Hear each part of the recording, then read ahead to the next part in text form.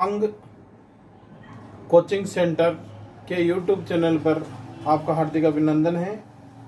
आज हम प्रश्नावली 3.4 देखेंगे। प्रश्नावली 3.4 इसमें प्रश्न दिया है। प्रश्न 1, पूर्ण वर्ग बनाने की विधि द्वारा निम्न द्विघात समीकरणों को हल कीजिए।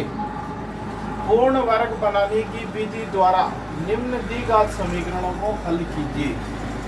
तो यह आपका द्विघात समीकरण दे रखा है, हमें ये द्विघात समीकरण दिया है। इस द्विघात समीकरण को हम पूर्ण वर्ग विधि से हल करेंगे। सबसे पहला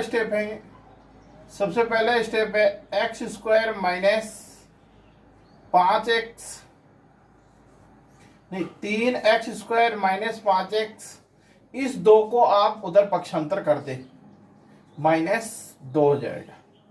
अब ये जो 3 है, ये 3 इन दोनों के नीचे बट्टे में आ जाएगा। एक्स स्क्वायर माइनस 5x बट्टा 3 बराबर माइनस 2 बट्टा 3।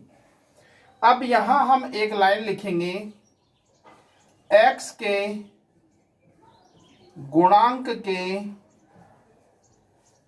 के आधे का वर्ग दोनों तरफ जोड़ने पर, ये लाइन हमने लिखी। अब x का गुणांक कितना है, माइनस 5 बट्टा 3, इसका आधा कर देंगे, 1 बट्टा 2 से गुणा कर देंगे तो माइनस 5 बट्टे 6, और इसका वर्ग करेंगे तो 25 बट्टा 36। ये दोनों पक्षों में जोड़ देंगे। तो दोनों पक्षों में जोड़ेंगे हम, ये जो है पूरा को पूरा एक लाइन के अंदर लिखें, ये पूरी एक लाइन के अंदर लिखें। अब एक्स स्क्वायर माइनस 5x बट्टा 3, इधर भी जोड़ देंगे 25 बट्टा 36 बराबर माइनस 2 बट्टा 3, इसमें भी जोड़ देंगे 25 बट्टा 36। दोनों पक्षों में हमने जोड़ दिया 25 बट्टा 36। अब हल करेंगे तो यहां से x लिखेंगे, और ये जो निशान है माइनस का, तो माइनस लिखेंगे। अब इसका वर्ग कर लेंगे। किसका वर्ग है ये, 25 बट्टा 36, किसका वर्ग है, 5 बट्टे 6 का वर्ग। तो और स्क्वायर बराबर, इसको हम हल करेंगे, माइनस 2 बट्टा 3 प्लस 25 बट्टा 36, इसको हल कर लेंगे तो लघुत्तम आ गए 36, 12 12 दूनी 24 प्लस 25 बराबर 1 बट्टा 36।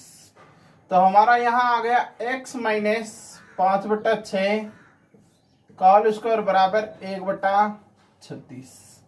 जब हम ये स्क्वायर हटाएंगे तो ये रूट में बंद हो जाएगा। x माइनस 5 बट्टा 6 बराबर प्लस माइनस 1 बट्टा 6 हो गई।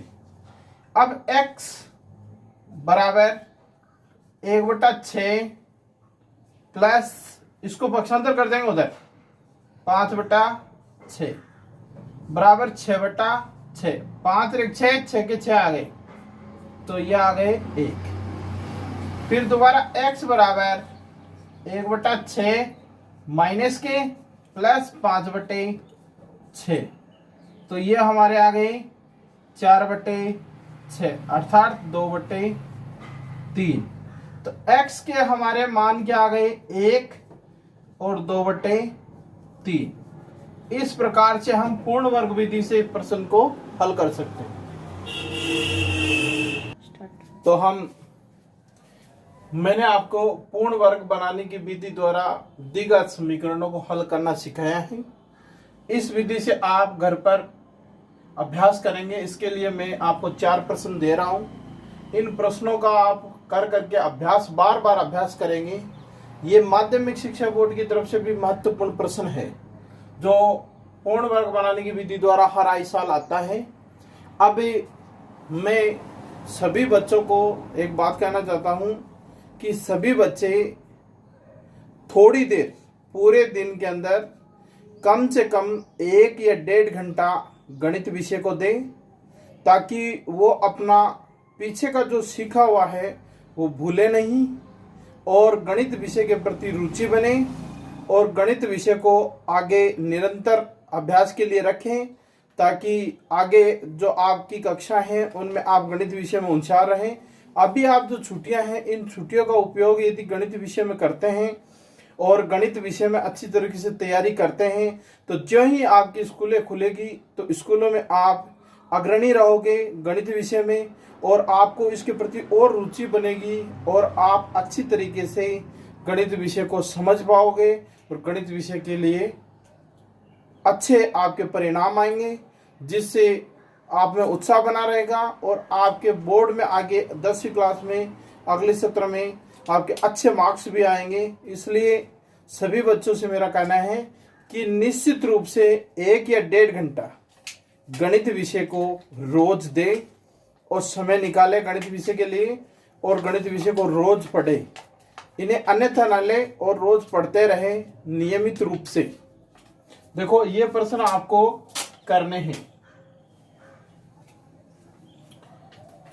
तो ये प्रश्न आप अभ्यास करेंगे, हल करेंगे। इनमें कोई दिक्कत हो आपको प्रश्न को तो सर्वांग कोचिंग सेंटर जो चैनल है उस पर आप कमेंट कर सकते हैं या फिर आप कोई भी चीज उस पर मेरे से पूछ सकते हैं, डिस्कस कर सकते हैं। धन्यवाद।